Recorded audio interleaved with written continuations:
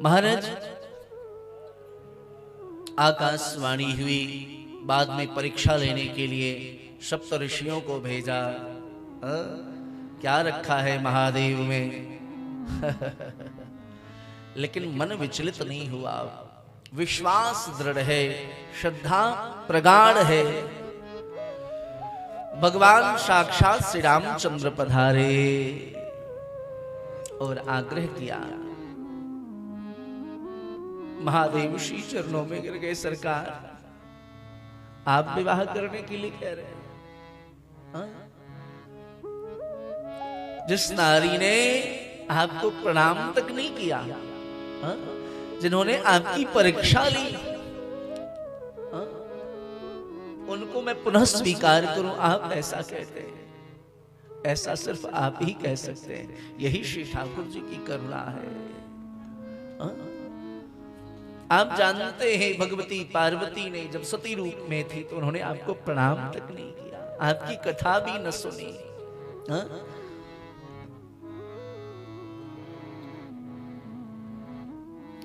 श्री ठाकुर जी की यही करुणा है। आप कहते हैं तो अवश्य विवाह करूंगा। राम रावण का युद्ध चल रहा था, उसी मध्य में विभीषण पधारे।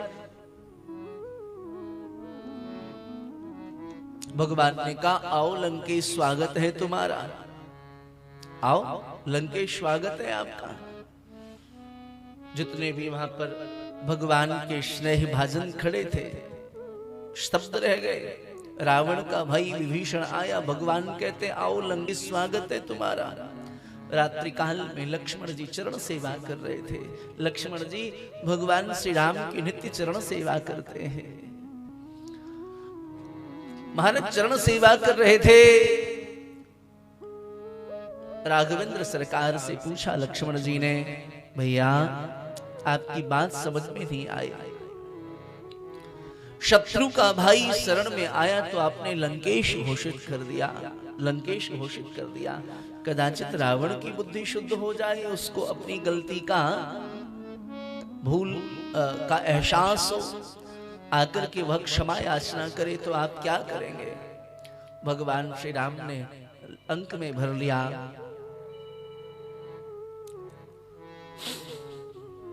संभव हो तो थोड़ा फोन को साइलेंट करके रखेंगे तो सुविधा रहेगी।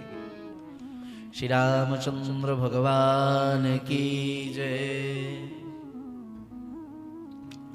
कृपानाथ।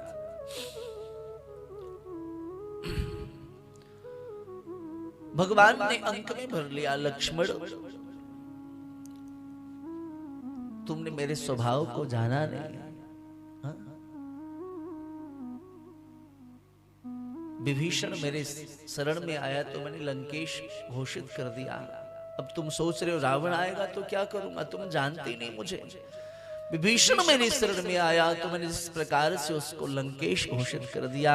रावण की बुद्धि शुद्ध हो जाए, रावण मेरे शरण में आ जाए तो मैं राम तुम्हें वचन देता हूं, यदि रावण मेरे शरण में आएगा तो मैं राम उसको अवधेश घोषित कर दूंगा, मैं उसे अयोध्या का राजा बना दूंगा।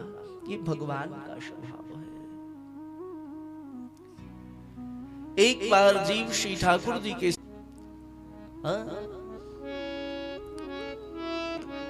भगवान कहते सर्वधर्मान् परित्यज्य मामेकं शरणं व्रज अहं त्वां सर्वमोक्षयिष्यामि।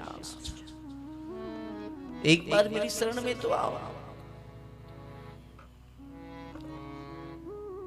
श्री नाथ द्वारा में भगवान श्रीनाथ विराजते हैं। ये बात पूज्य डोंगरी जी महाराज की वाणी में मैंने श्रवण किया। किसी वैष्णव ने पूछा श्रीनाथ भगवान से, सरकार आपका हाथ थकता नहीं क्या? हाथ ऊपर उठा के खड़े रहते हो, थकता नहीं हाथ? कभी तो नीचे कर लिया करो। भगवान श्रीनाथ बोल उठे, मैं जगत के वैष्णवों को अपने शरण में बुलाता हूँ, आ जाओ मेरे शरण में, मैं तुम्हारा उद्धार कर दूंगा।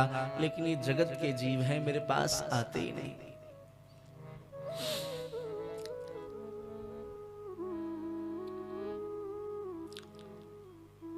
भगवान की यह पावन कथा जीव के जीवन की व्यथाओं को नष्ट करने वाली है। बाद में महादेव के साथ में भगवती पार्वती का बहुत धूमधाम के साथ विवाह हुआ। महादेव गए, बड़ी मीठी कथा है, गणों को लेकर के, भूत प्रेत डाकनी शाकनी पिशाच, किसी के मुख नहीं है तो किसी के पेट नहीं है। आहा, अद्भुत, ऐसा विवाह क्या ही कहना।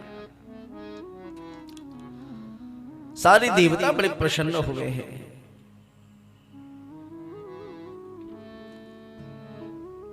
भगवान का खूब धूमधाम से विवाह संपन्न हुआ है। शास्त्रों में 8 प्रकार की विवाह की चर्चा है।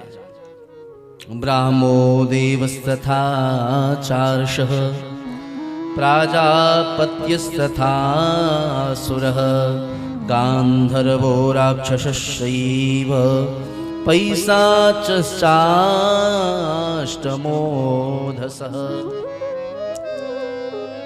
शास्त्रों में हमारे यहाँ 8 प्रकार के विवाह की चर्चा है। सबसे पहला विवाह है ब्रह्म विवाह। ब्रह्म विवाह में योग्य वर को बुला करके भूषण वसन से सुसज्जित करके कन्यादान करने का विधान है। इसको कहते हैं ब्रह्म विवाह। योग्य वर्ग की तलाश की जाए, कुलीन परिवार के पुरुष को ढूंढ करके और सुंदर भूषण वसन आदि प्रदान करके कन्यादान की जाए, यह ब्रह्म विवाह है। यह श्रेयस्कर श्रेष्ठ विवाह है, इसको कहा जाता है।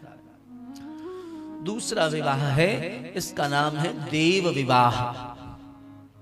यज्ञ आदि करने वाले जो ऋषि मुनि हैं उनको वस्त्राभूषण प्रदान करके प्राचीन काल में पूजन करके कन्यादान की जाती थी। इनको कहते हैं देव विवाह।